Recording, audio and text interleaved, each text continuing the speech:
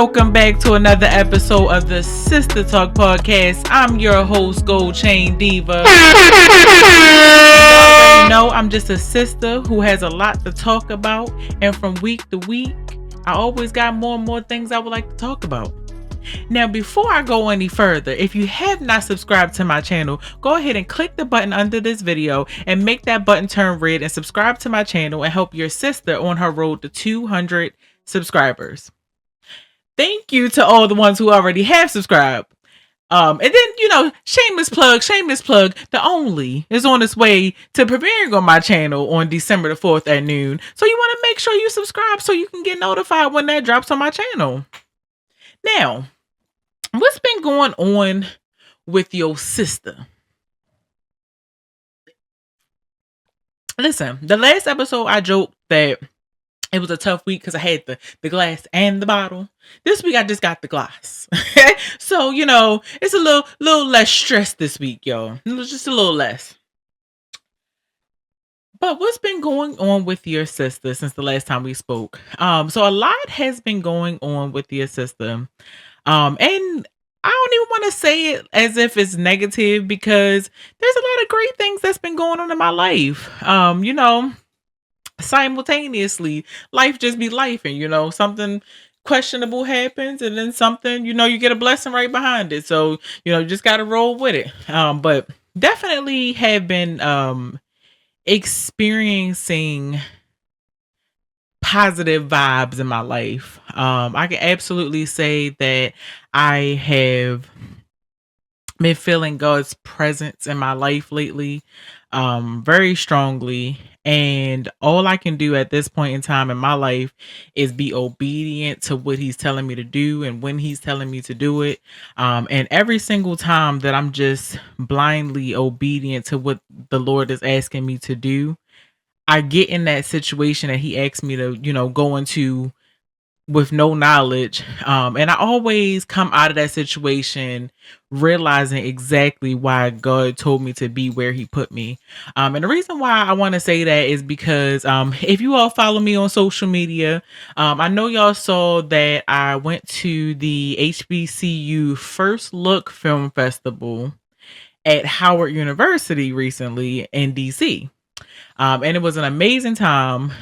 For someone that's in film, I would absolutely say, that was like, I wouldn't say that's my first film festival. I've been to smaller film festivals, but that was like my first, like, kind of bigger film festival. And I'd say anybody that's in film, definitely make your way to those film festivals because they give so much knowledge. Like, I'm just in there with my phone, like taking notes. I'm like, I hope they don't think I'm in here being on Facebook and being rude, but I'm really soaking up all these gems. But it was such a great experience because not only were you like, shoot, not even 10 feet if you didn't want to be. Literally, you got these influential people in Hollywood, people that you see on TV that's literally standing where you could just touch them if you wanted to. And so it was absolutely an experience where you're like, okay, you really got to gather yourself and be like, I belong here, because these people are real people too. And so, it shouldn't be anything intimidating about the situation, but sometimes your girl just be getting starstruck. I'm not just going to be honest with y'all. Sometimes it would just be like, oh my God, they really right. Look, I don't be knowing how to feel my little heart be palpitating. I'd be like, oh. But the one thing I try not to be is a groupie. So when I find myself, getting a little fangirlish, like I politely go outside, get a little air, come back in. But I really enjoyed my time, and like not only just the highlight of it is being around those people that you only dream about being around, but also because, like I said, it was God's divine timing and God's divine pushing me into that setting. And when I got into that moment, I realized exactly why he told me to be in those rooms. And lately, I've been focusing a lot on, you know what? I forgot to tell y'all. The beginning of this is going to be transparency. Transparency. Listen, we gonna play up the word of transparency. Transparency time with T. Okay. But this is what this is gonna be called when I'm just giving y'all the update to what's going on and the downloads that's been going on in my life. But just to give you some introspection. So like the Lord told me to be where he wanted me to be. And like I said, I did that blindly, not really knowing what I was going to get out of the situation, but just being obedient to what I was being pushed to do. And in those moments, like literally when I tell you, like I'm a very spiritual person. Um I've never been in a setting that's not a church, but felt God's presence so much before. Like I feel like everybody that came before us had some type of spiritual grounding and attributed their success to God. Now, hopefully, it's the same God that I'm talking about. Look, because Hollywood get a little Holly weird. Okay, so hopefully it's the same God that I'm talking about. But I felt in my heart they was talking about the same God, so I ain't feel like they was on no funny business. But yeah, like I feel like they just shared how God was the center of their lives and how they put him first, and that's how they chase their dreams because they know they have a purpose that's bigger than them on this earth. And just hearing other people talk about how God has helped them in their lives and really give like I mean the realness, like not no just regular old, oh, we gonna do it for social media type act and put on a personality. These people were really giving real stories. And so a lot of those stories just touched me. A lot of those stories just lit a fire up in me, because lately I've been focusing more on putting myself in rooms with people who know more than what I know, because I realized that I was in a place of comfort where I only kept myself around people that knew what I knew or knew a little bit less.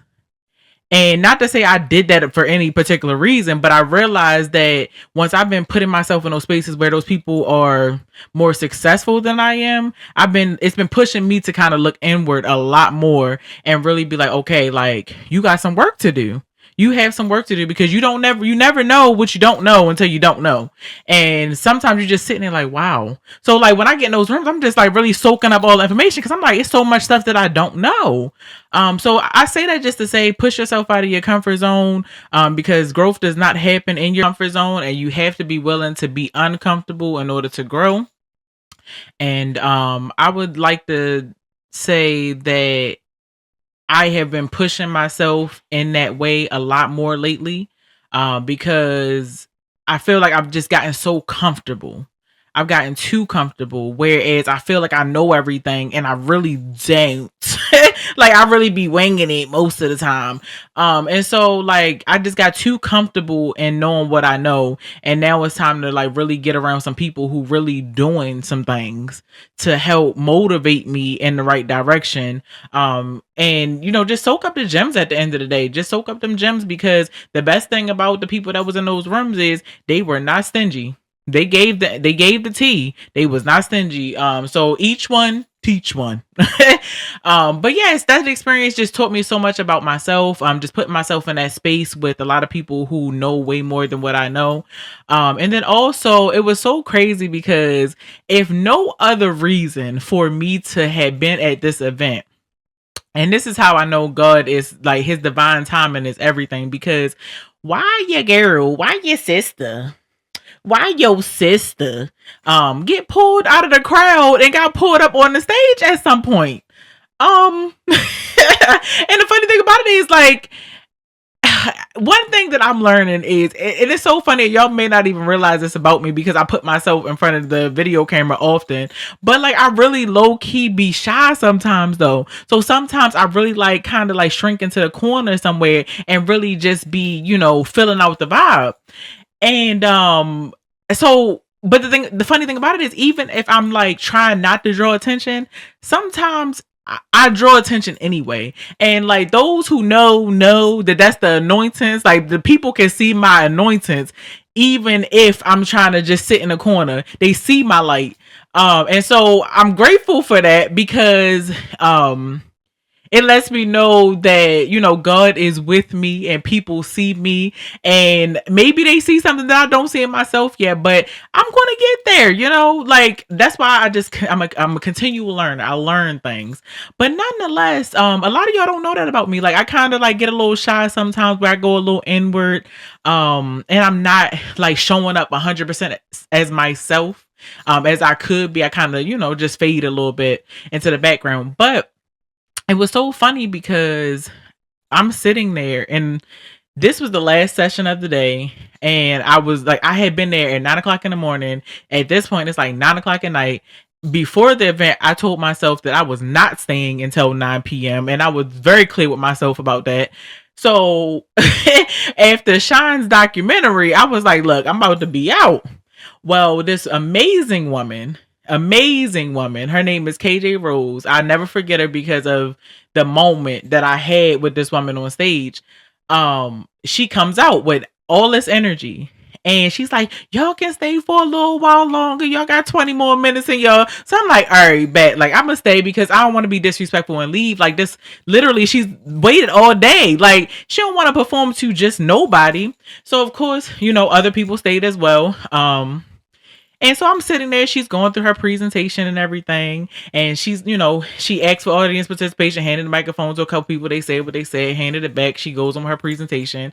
She gets to another part where it's like a little audience participation. So she asked a question. I can't remember exactly what the question was, but she asked this question, and I didn't even say anything. Like, I was sitting there, you know. And next thing I know, I do a little like something like this and shift in my chair or something. And she calls me out in front of everybody. So you can't just shift in your chair and not say nothing.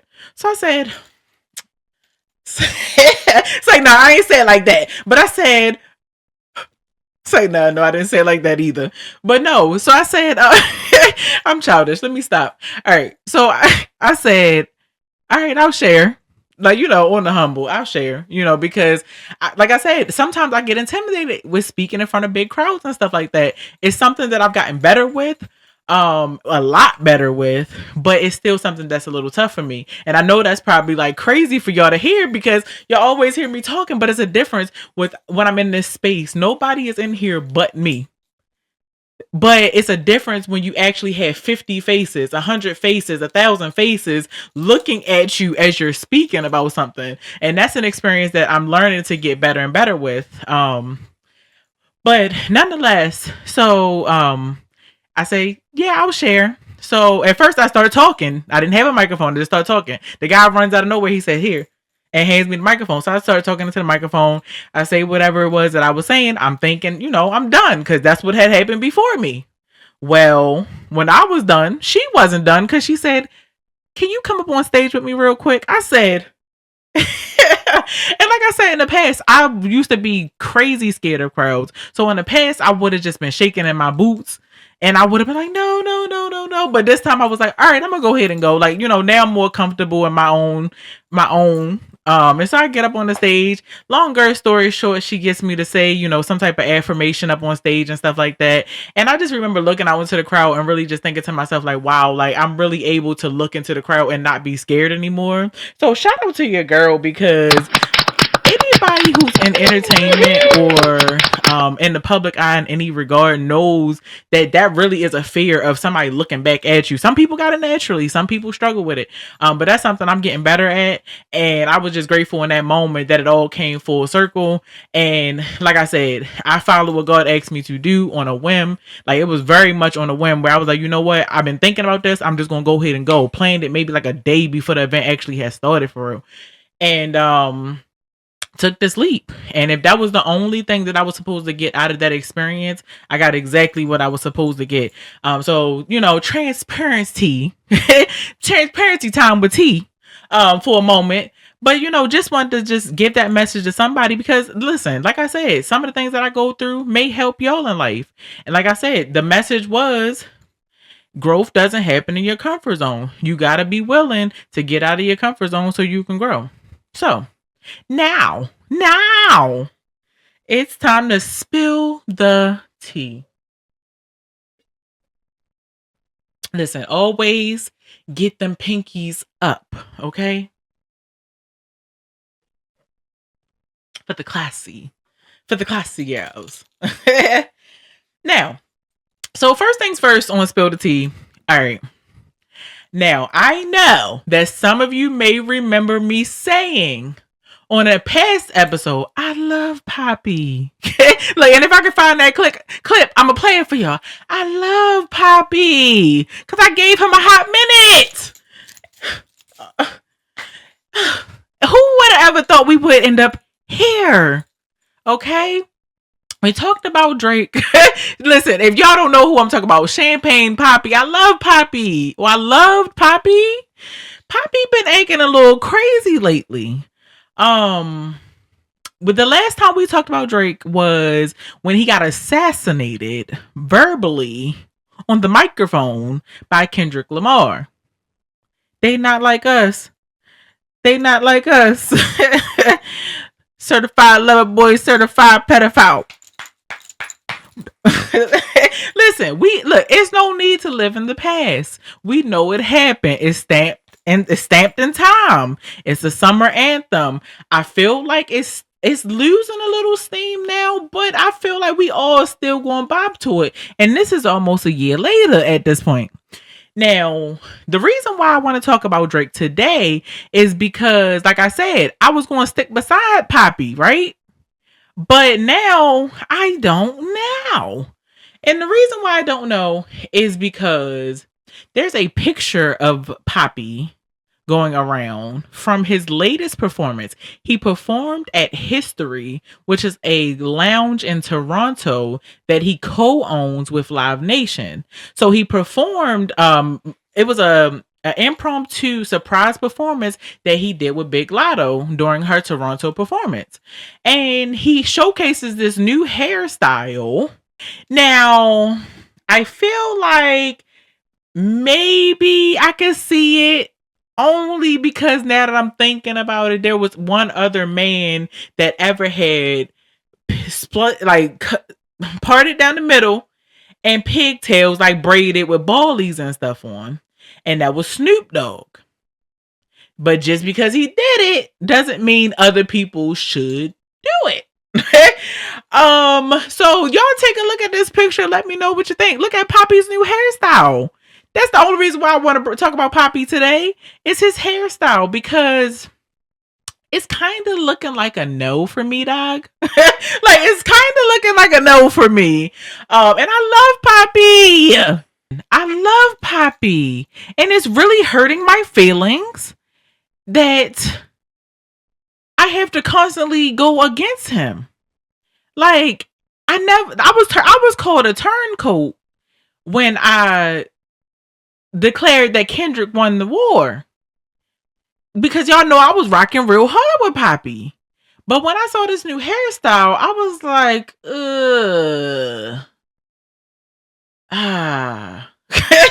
like, you know how sometimes you just don't know what to say?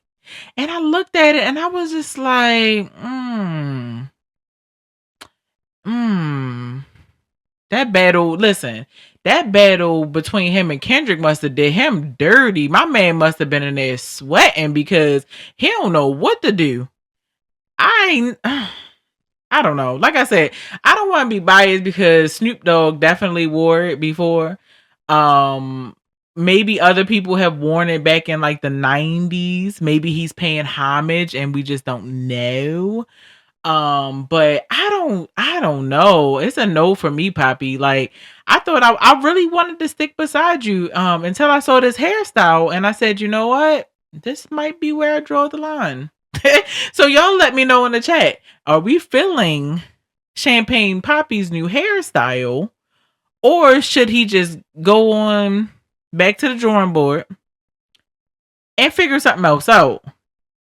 Now, the furthermore to the situation to add insult to injury really is the fact that he performed this song called Housekeeping Knows. Now, y'all tell me in the chat if I'm the only late one. Cause I'll take that charge if I'm the only late one. But have y'all heard that song before? Because that's the song that he performed with Lotto. Lotto was on that record. And it's from his 100 Gigs project or whatever. He literally came out with this project in August this year. And this is my first time hearing about it. I thought he went and crawled up under a rock somewhere after Kendrick put the whipping on him. Laid down the stone cold smackdown on him. So I didn't know he came out with any music. Now I went to go listen to this song, and maybe I'll play y'all a couple little seconds of a clip so they don't flag me too hard. But if not, go search it up. It's called Housekeeping Knows, right? The best part of the song was Lotto. So I really feel like Drake is, I don't even know what's going on with Drake right now. I feel like he need to like take a retreat and reset and figure something out, because at this point it's all sounding the same. It's all sounding the same, and I really want to see something different from you, Drake. I love you. I love Poppy. But I'm just saying. I'm just saying. Y'all let me know your thoughts in the chat. Now, moving on to more spill the tea topics. Keep them pinkies up. Listen, let me take a sip, okay? Because I tried to take a sip, but the tea was too sweet. But pinkies up. Now, the next thing that we want to talk about on Spill the Tea is between a couple, man and woman, that we have also talked about on this podcast before. And I spoke very passionately about this couple because something with this couple just don't sit right with my spirit, okay? Jonathan Majors and Megan Good. They announced on the Ebony Power 100 Gala's red carpet that took place in LA. They announced that they're now engaged to one another. Is it a, or is it a?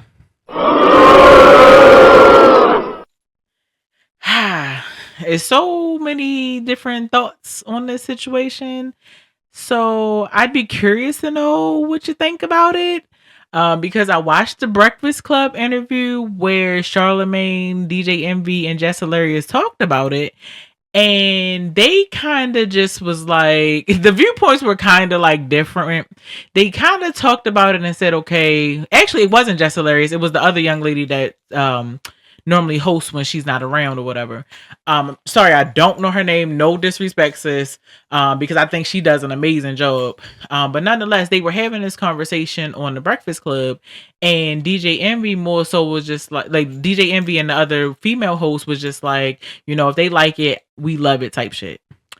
When it came down to Charlemagne, you know, Charlemagne always got to challenge the viewpoint. Charlemagne was just like, ain't he a little broke? Ain't he a little broke? How did he afford a ring? Because it's also going down in these streets a little rumor that Megan Good paid for the ring. I don't know. We don't know. We're not in their finances. We're not in their pocketbook. So we don't know if she paid for that ring or not. All I can say is this is not the first time that news has gone around that she paid for something in their relationship. Now, is it far-fetched? I don't know, because like we said, Jonathan Majors, he made a decent amount of money before he fell down the totem pole. He's trying to climb back up. I assume that he still has some money in his possession. I don't assume that he's broke. So I do feel as though he probably does have some money for a ring. Now, what if she gave a little extra to make sure she got the ring that she wanted? I don't know. But, you know, as we have the information right now, we don't know who paid for this ring. Like I said, what y'all thinking? Do you think she paid for her own ring? Because I mean, it is quite interesting to me that I didn't really think about the age difference at first. He's 35, she's 43. Now that's not too many years. That's 8 years, but it's long enough. So I do believe she probably has a standard, and if he's not able to live up to that standard, I don't doubt that she put her extra little money to it to get the ring. But y'all let me know what y'all think in the chat. And personally, as far as the relationship goes, I don't know. I watched the clip on the red carpet where they're asking both of them about the situation, about the proposal, how it happened, all of these different things, and it was giving cringe. Girl, put that ring on. Let me see that ring. You study. Wait, is that a little news? What you mean? Jaka, see, I need some pointers. How did you do this proposal? Was you old school, like romantic, or did you kind of come out the box? How did you do the proposal, man? You gotta be original. Yeah, do it your way. Yeah. Do it your way. Yeah. And I mean, how'd you know he was the one? I just knew. It's a crazy thing, but I knew in my spirit. I was like, okay, this the one. So yeah. I don't know if you even knew that. I don't care what nobody says to me. Ugh.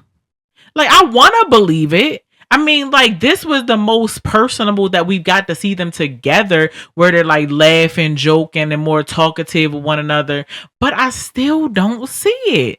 Like, there was a moment where she's like gazing into his eyes, and like, I'm gonna find a clip so I can show you, but she's gazing into his eyes, and he just looks like, he looks like, so y'all can see my face. He don't look like he's actually happy to be there. And she looks like she's just like, oh, this is a role of a lifetime. I'm getting paid so much money for this. And like, that's just what I feel in my heart. I could be wrong. I'm not in their bedroom. I'm not in their wallet. I'm not in no vicinity of them. So look, this is all allegedly. But it's a no for me. I definitely just I don't feel it.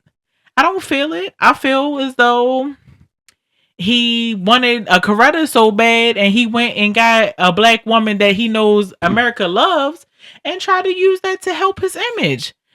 And if that's what they decide to do, that's their business. But I don't know. Listen, I would be very surprised if these two spring up and have children, because she didn't have any children with Devin Franklin, her ex-husband.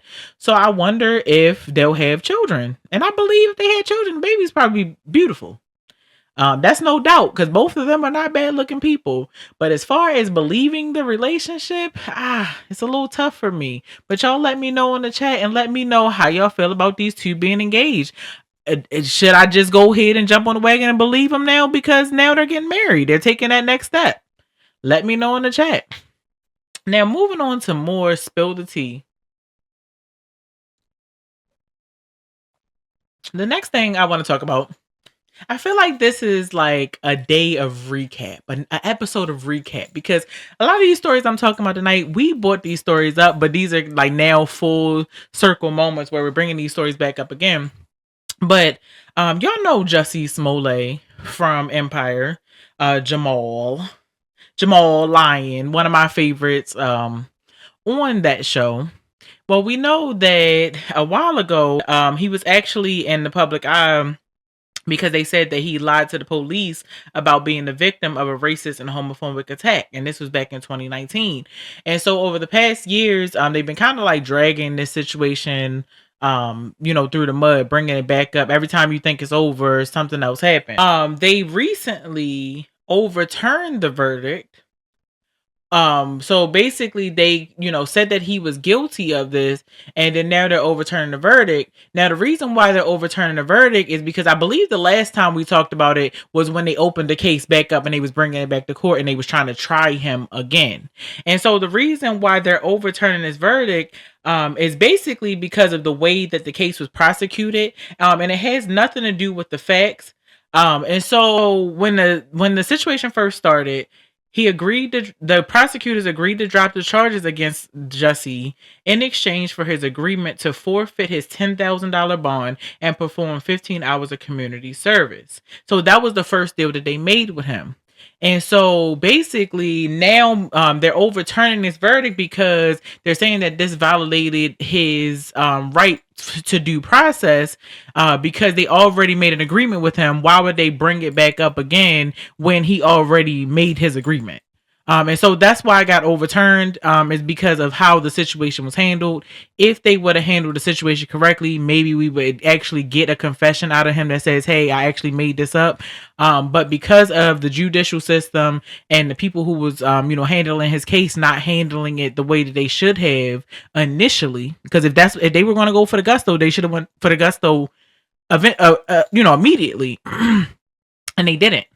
And so now we're in a space where they're like, look, you're violating his right to due process because you already came to a deal with him. And now you're trying to take that deal back and do something else. And that's not fair. So listen, I don't know. Are we happy for our guy, Jussie Smollett? Are we over it? Because, I mean, we just said two people back to back that the black community kind of turned their backs on when they came out with these different instances in the media. So are we with Jussie? Are we rocking with our guy? Or are we like, see you later, bud? Like, see you later. So I don't know. How do we feel about him? Let me know in the chat. Now, I want to have a moment with y'all. I want to have a moment with y'all. Let me fix my pillow, okay? I want to have a moment with y'all because, matter of factly, I'm going to call this segment "How Did I End Up Here?" Because have you ever been down a rabbit hole on TikTok? Okay, you know, you get on TikTok and you see a video, and then you see that little bar at the bottom that says and explains something you don't know in that video you watching. So you click on that little bar, then you open up a whole other load of videos on this topic. And then now you click on this video, then you're watching that video, and then an hour and a half passes by and you know all you need to know about Flounder. Like, how did I end up here? Because, like, I was minding my business and I didn't search this up. So how did I end up here? We all did it. We all go down rabbit holes on TikTok. But I went down a rabbit hole the other day, you guys. Went down a rabbit hole. And I ended up in 304 Talk. Now, for those of you that don't know what 304 Talk is, I'm sorry to ruin you, okay? You know, I'm going to force you to grow up on this episode. I'm going to force you to grow up on this one. But the funny thing about 304, if you turn it around, so, you know, take the 3, the O, and the 4, and you turn that thing around, it spells word that gives you context clues into what 304 Talk is. Now, the reason why I stumbled upon 304 Talk was because I saw a young lady talking about, oh, because I just got back from tour and she was counting buttloads of money. So I'm like, okay, what kind of tour she just got back from? Girl, you know what kind of tour she got back from? A freak off. She was definitely one of the Jones that Diddy going to jail for right now. Because 304 Talk is wild. This girl went on a tour from city to city to city and had appointments booked for her to spend time with all these different men. Listen, it's a whole thing, yo. Like, my good sis, I want to say she said she was out there for maybe like 2 weeks or maybe less and brought back $10,000. Like, what? Like, my good sis was out there getting the bag. And it's so crazy because the further I went down the 304 Talk rabbit hole, then it's a whole, like, they teach you how to take care of yourself, like proper hygiene. Like, they giving a girl these hacks with the baby wipes, and then you take some witch hazel and put it in the baby wipes. I'm sitting here like, TikTok really can teach you some things. Even if you think about being a woman of the night, TikTok teach you. And I was sitting there, I'm like, dang, it really could be so simple. I'm like, I don't even know. Maybe I can. No. Listen, I'm just playing with y'all, but golly, it really do make you think. Listen, if you got the artillery and the tools, you start to thinking like, I'm not using my tools correctly. Listen, I'm out of pocket. But listen, then they get to talking about, they call them 16s. And the 16s is the, I know you heard a lot about me, but a bitch can't get $1 out of me. PIMP. It's the pimp. And talk about how they be, listen, I got down a whole thing. I said, you gotta be kidding me. Listen, I had to sit back and say, you gotta be freaking kidding me. Man, you learn something new every day. I don't know how I ended up down this rabbit hole, but I'm here. Listen, y'all let me know in the chat. Y'all ended up on 304 Talk? Or just search it in your search bar. Let me know what you think after you do the search. Or tell me the craziest rabbit hole you done been down. Listen, if you went down a crazy rabbit hole and it's a crazy story, I might share it. Now, the last thing we're gonna do tonight is have a little time for conspiracy talk. Okay. So it's time. Listen, I gotta do that a little bit more formal because I don't think we had a conspiracy in a while. It's time for a conspiracy talk. Okay. Now, the conspiracy this week, a lot of you may or may not know this young man. He's most popularly known as Haley Bailey's baby daddy, DDG. But he's most known outside of that as a rapper, internet sensation, and he's been around the block in the industry. He has some bad biddies. He got a lineup. So he's well known for that. But most known now as Halo's daddy. And I'm not even gonna lie to you, I enjoy watching how he is with his child. I enjoy watching how Haley and him are co-parenting, even though they're no longer in a relationship with one another. Because I was going to talk about that, but I really didn't want to talk about it because it was a whole situation they was going through, and I'm sure y'all saw it. They was going through publicly, with her going out of the country or going somewhere, and him going on Kai Cenat's live stream and carrying Halo with him, and she felt a certain type of way because he was exposing him to so many different people on that live stream. And so I 100% get how she feels with that situation, but I ultimately love the fact that when he did respond back to her, he responded back with respect and basically was just like, look, she carried him. How can I tell her how to feel? You know what I mean? And he carried it well. And ever since then, you can see them still co-parenting and being around each other. And it seems like love. But that's not the real reason why we talking about DDG today. I just had to get my little spiel because they were just so cute and I was rooting for them. But nonetheless, what we're talking about what the conspiracy is this, okay? DDG apparently has two voices, right?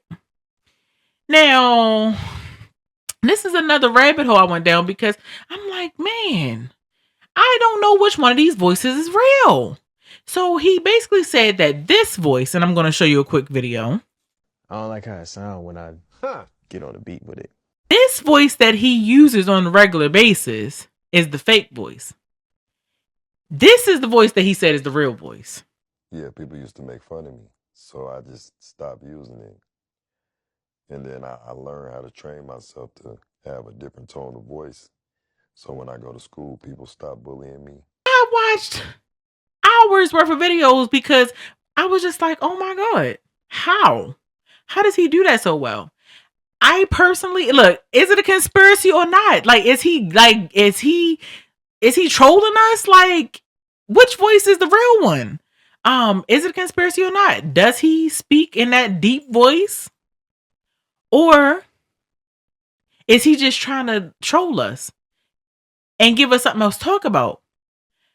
Personally, it's just crazy to me because he has several videos where he's talking about his voice and how he used to get made fun of, and then people be laughing at him when he shared a voice with them and all this other stuff.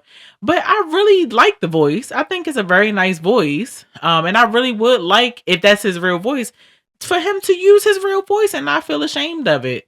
But I can't call it. I can't call it. You let me know in the chat. Which voice do you think is the real DDG voice? Do you think that he's trolling us? Let me know in the chat. Conspiracy or not.